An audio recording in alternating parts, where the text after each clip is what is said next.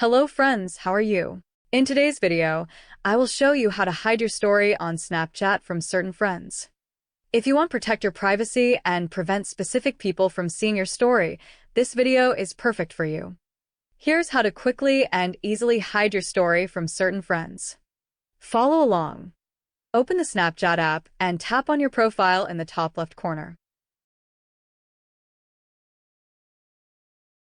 Then, tap on the gear icon in the top right corner of the screen. Scroll down until you find the View My Story option and tap on it. You will see two options, Friends Only and Custom.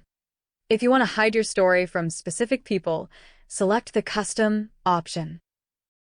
A list of your friends will appear. Select the person you want to hide your story from. Once you're done, tap the Block button. Now, your Snapchat story is hidden from certain people. This way, you have full control over who can see your content, giving you greater privacy and security online. If you found this video helpful, share it with your friends, like it, and follow my profile for more useful tips and tricks.